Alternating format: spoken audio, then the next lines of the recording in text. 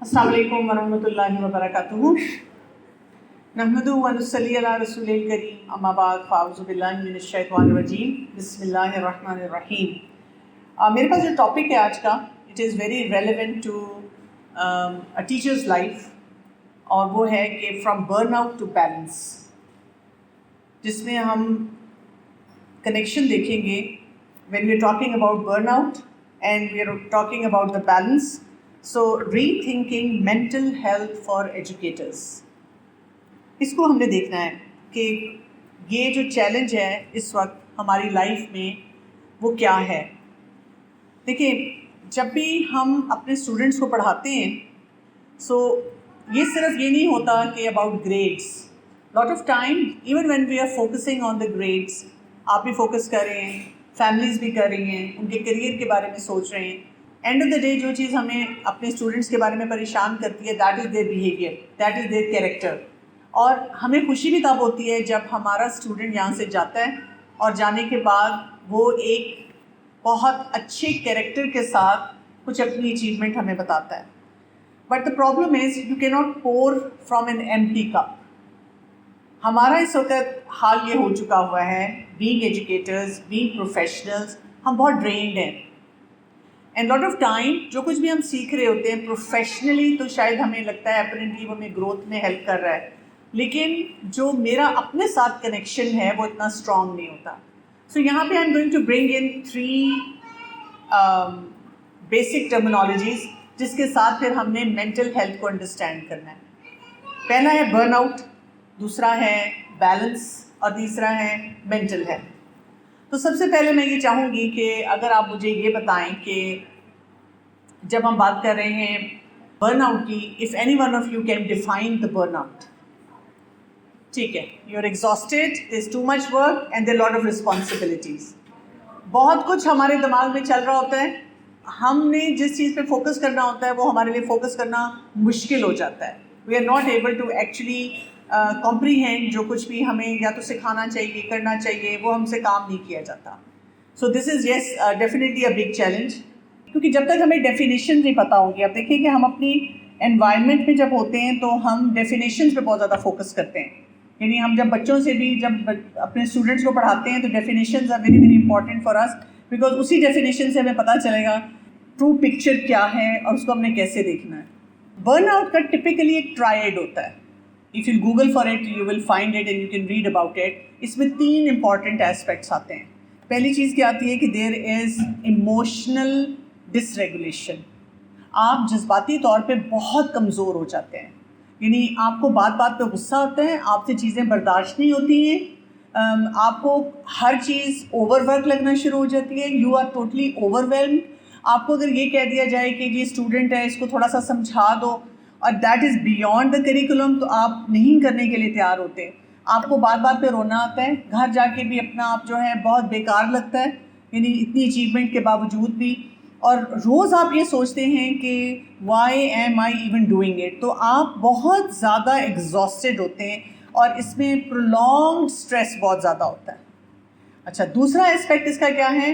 There is depersonalisation. एक healthy इंसान वो होता है जो अपने आप के साथ अंदर से बड़ा वेल कनेक्टेड होता है। जब आप किसी से भी बात करते हैं, किसी से मिलते हैं, तो आप अंदर ना you are always talking to your own self talk आपकी चल रही होती है। तो जिस इंसान का बर्नआउट होता है ना, वो सेल्फ टॉक एक्कोज की तरह आता है, कुएं से कहीं आवाज़ आती है, या वो जो आवाज़ आती है वो बड़ी दुखी होती है, बहुत ऐसी होती है कि आप अपने आप को खुद क्रश कर रहे होते हैं। तुम बुरी हो, तुम अच्छी नहीं हो, तुम्हें कुछ नहीं आता, तुम इस काबिल नहीं हो, या ये कि तुम्हारी कोई कदर नहीं है। यानी you are not happy person, you are not very well connected person with your purpose. जिस मकसद से आप एजुकेटर बने थे, आप एकेडेमिया में आए थे, आपने बड़े पैशंस अपने रखे हुए थे, नाउ यू आर नथिंग, आप कुछ भी नहीं होते। तीसरा एलिमेंट जो होता है इसका बर्नआउट का, वो होता है less sense of achievement. Daily आप इतने काम कर रहे होते हैं, लेकिन अगर कोई आपसे पूछता है कि तुम क्या करती हो, कुछ नहीं, कुछ भी नहीं किया, आज मैंने कुछ भी नहीं किया। मुझे अगर कभी कोई खातून आके कहे कि मैंने कुछ भी नहीं आज किया, तो मैं उनसे पूछती हूँ मुँह धोया था? ہاں اپنے آپ کو شاباش دی تھی, نہیں وہ تو سب دھوتے ہیں نا, لیکن تو نہیں. There are people who are paralyzed, they cannot move, they cannot wash their face. There are people who don't have access to water to wash their face. There are people for whom washing face is not important. یعنی اگر آپ چھوٹی سی بھی کوئی چیز لیں گے جو آپ کرتے ہیں, جس کو ہم فار گرانٹیڈ لے رہے ہوتے ہیں, اور اس کا کتنا ہماری پوری پرسنالٹی پہ امپیکٹ ہوتا ہے, ہم نے اس کے بارے میں سوچا ہی نہیں ہوتا. تو D personalisation, less sense of achievement, اور اس کے علاوہ ایموشنل ڈس ریگولیشن جو ہے وہ ہو جاتی ہے. اور WHO جو ہے اس کو ریکگنائز کرتا ہے as occupational phenomena, not just as a medical condition. Because آپ کے اندر کیا ہونا شروع ہو جاتا ہے جب برن آؤٹ ہے, تو کرونک فٹیگ ہے, تھکے میں ہر وقت جسم دکھ رہا ہے آپ کا. اس کے ساتھ ساتھ آپ کو اریٹیبلٹی بہت زیادہ ہے, کچھ لوگوں کو ہیڈ ایک شروع ہو جاتی ہے, کچھ لوگ بہت وڈرال میں رہتے ہیں. دیر از نو موٹیویشن. آپ آ رہے ہیں تھکے ہوئے پڑھا رہے ہیں, گھر جا رہے ہیں وہاں پہ بھی تھکے ہوئے. اور آپ کو اکثر اوقات ویسے ہی فیمیلز کا ایک چیلنج ہے کہ ان کو گھر میں سننے کو ملتا ہے تم کرتی کیا ہو, بیکاز ان کے لیے امپورٹنٹ ہوتا ہے کہ گھر کے کام آپ کے کمپلیٹ ہو رہے ہیں. حالانکہ آپ دیکھیں کہ آپ کا جاب کرنا ایک شیئرنگ ہے, آپ بلز شیئر کر رہے ہیں, آپ خرچے شیئر کر رہے ہیں, آپ اپنی فیملی کو سپورٹ کر رہے ہیں, لیکن اس کو اس طرح سے پورٹری کیا جاتا ہے کہ سو واٹ, تم نہ کرو یہ کام. تو آپ دیکھیں اس کی وجہ سے جو ہمارا برن آؤٹ ہے وہ اور زیادہ ڈیپ ہونا شروع ہو جاتا ہے. وی گیٹ اور بیڈلی افیکٹڈ بائی اٹ. چلیں بیلنس کی طرف آتے ہیں. بیلنس کی کیا ڈیفینیشن ہوگی؟ What would you call balance for yourself? جی عدل کو کہیں گے بیلنس, ہاں جی, اور اوکے کسی ایکسٹریم پہ نہ جائیں, دیٹ ول بی بیلنس, ہاں جی. اور میانہ روی, ورک لائف بیلنس, جو کرنے والے مناسب کام ہیں ان کو بیلنس کے ساتھ, جو ہر کام ہے اس کو اس طرح کر سکیں جیسے ہونا چاہیے, جو SOPs ہوتے ہیں وہ آپ کا بیلنس ہو جائے گا. So you are right, basically it's the integration of your professional responsibilities and your personal well being. Because آپ ایجوکیٹر ہیں, ایک خاتون جو لگاتار گھر میں بیٹھی ہے اس کا بیلنس یہی ہوگا کہ وہ صبح سے اٹھ کر اپنی روٹینس کو کیسے مینیج کرتی ہے, ریلیشن شپ کو کیسے مینیج کرتی ہے. لیکن آپ کے لیے ایک بڑا چیلنج ہے. آپ کے لیے چیلنج یہ ہے کہ ادھر سے آپ کی فیملیز ہیں, آپ کی پرسنل لائف ہے, اور ادھر سے آپ کی پروفیشنل رسپانسبلٹیز ہیں. اور یہ یاد رکھیے گا کہ اٹس لائک اے پینڈولم, جیسے وہ سی سو ہے نا, ایسے ہوگا. کوئی پروفیشنل خاتون یہ نہیں کہہ سکتی کہ I am 100% striking the right balance. کبھی کبھی بیلنس یہ ہے کہ گھر میں مہمان آئے ہوئے اور جی یا کوئی بیمار ہے, یا گھر میں میری زیادہ ضرورت ہے, یا آپ نے فرض کریں اگر کوئی ہیلپر کو بھی رکھا ہے وہ نہیں ہے, تو میرے گھر کے کام آج کل بہت زیادہ بڑھ گئے, مجھے گھر میں بہت زیادہ کام کرنے پڑ رہے ہیں. اور کبھی کبھی ایسے ہوگا کہ آپ گھر کو اتنا نہیں دیکھ رہے کیونکہ مثلاً ایگزامز آ گئے ہیں, کوئی ٹریننگز آ گئی ہیں, کوئی آپ نے ایسا کورس اٹینڈ کر لیا ہے, یا وہیں پہ رہتے ہوئے آپ اپنی ایجوکیشن پہ تھوڑا سا زیادہ انویسٹ کر رہے ہیں, تو لگ رہا ہے کہ گھر تھوڑا سا نگلیکٹ ہو رہا ہے. ہم کیا کرتے ہیں کہ ہم اس پینڈولم کو نہیں سمجھتے. سی سو میں یہی تو مزہ ہے, بچے کیوں سی سو پہ بیٹھتے ہیں, کبھی ایک چیز اوپر کبھی دوسری چیز اوپر, ٹھیک, لیکن وہ صحیح طریقے سے اوپر نیچے ہو رہی ہے. سو آپ کا بیلنس یہ نہیں ہے کہ آپ جب گھر والوں کو ٹائم دے رہی ہیں تو اب آپ پروفیشنلی گیٹ پہ چلی گئی ہیں. اچھا, آپ اگر یہاں پروفیشن کو ٹائم دے رہی ہیں تو اب آپ کو جناب وہ گھر کا گیٹ شروع ہو گیا.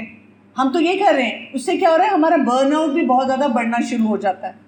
سمجھ رہے ہیں؟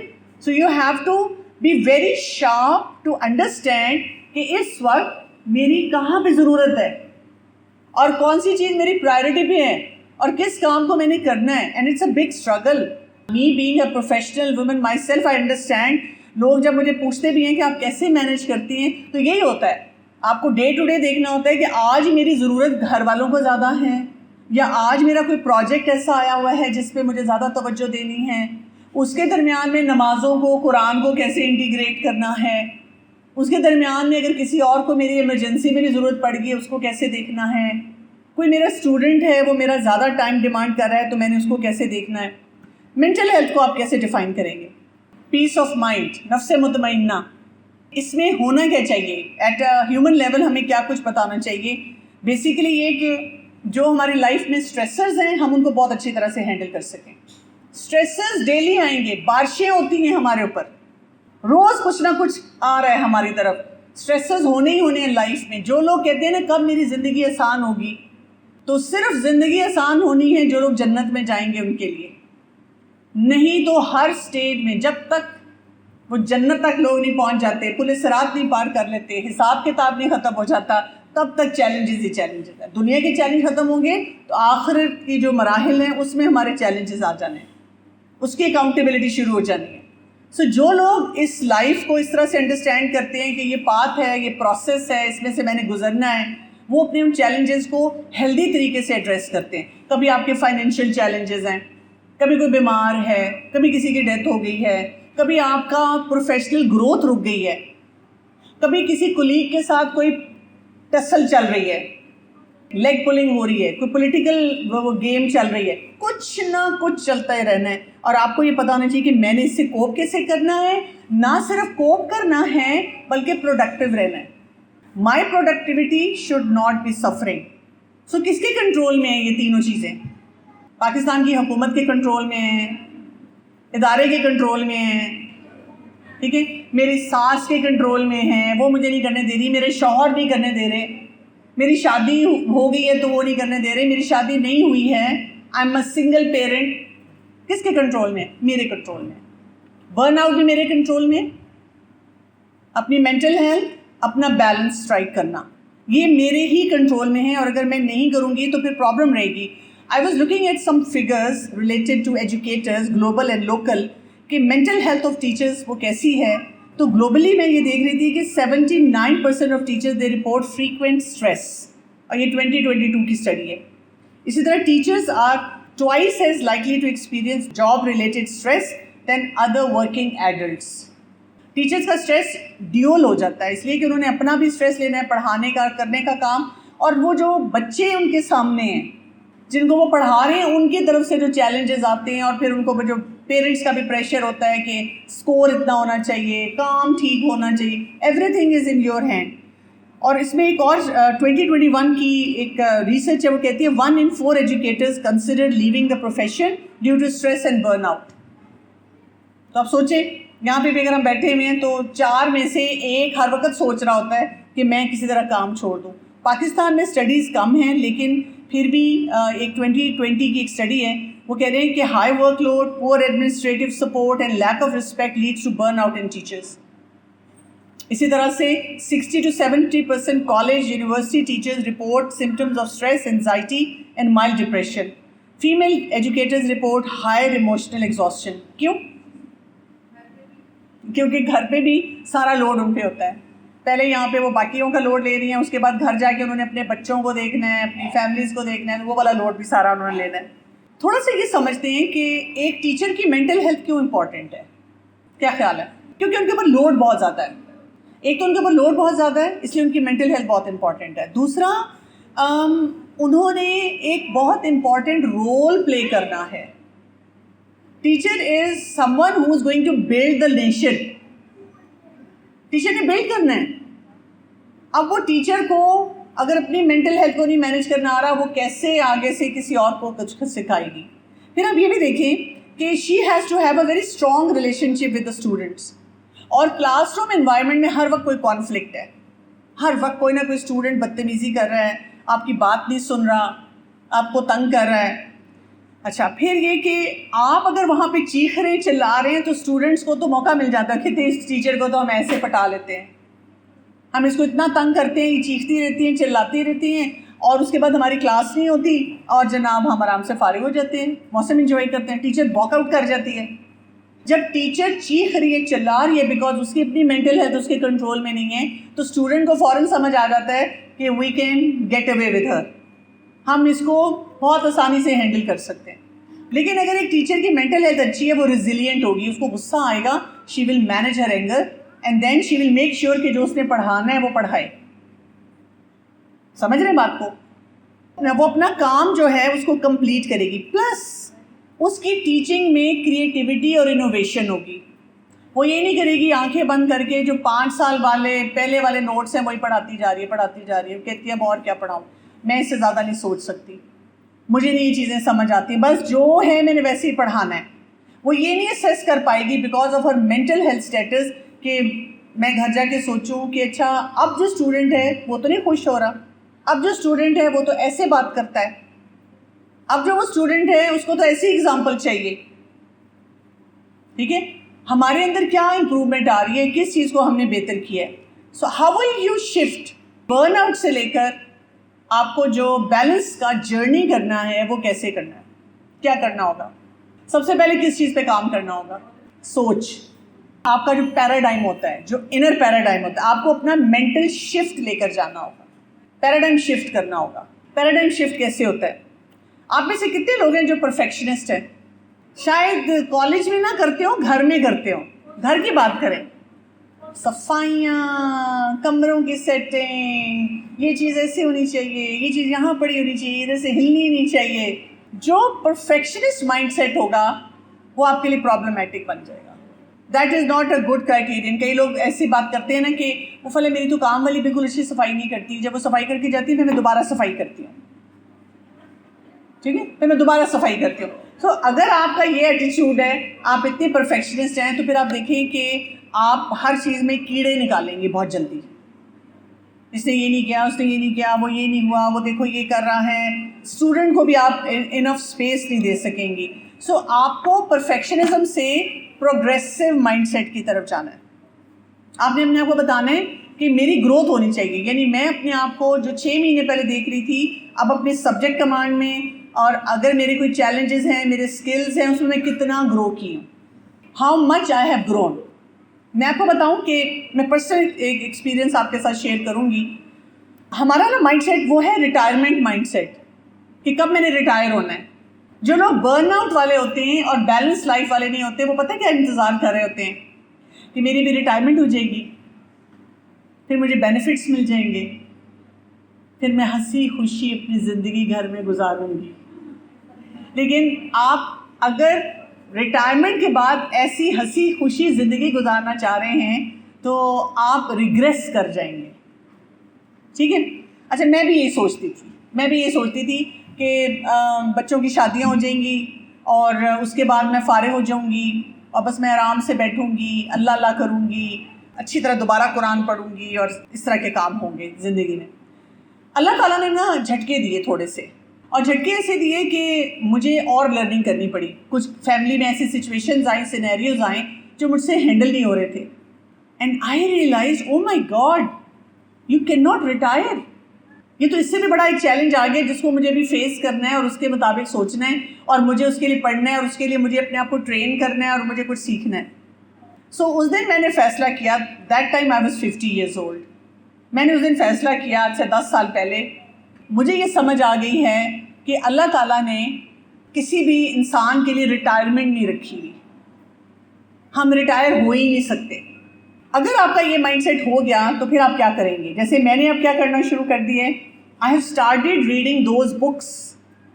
اور میں پڑھا رہی ہوں کہ جب آپ کی ایج زیادہ ہوتی ہے، آپ کے بچوں کی شادیاں ہو رہی ہوتی ہیں، آپ کو لگتا ہے کہ آپ کو بیماریاں آ رہی ہیں یا آپ کے دروازے پہ کھڑی ہوئی ہیں، آپ نے اپنے آپ کو ہیلدی کیسے رکھنا ہے، پازیٹیو کیسے رکھنا ہے، اپنی گروتھ پہ کیسے کام کرنا ہے، اپنی لائف کو کیسے بہتر بنانا ہے، کانسٹنٹ لرنر کیسے بننا ہے، نیو چیلنجز کو کیسے دیکھنا ہے، ان کو کیسے انڈرسٹینڈ کرنا ہے.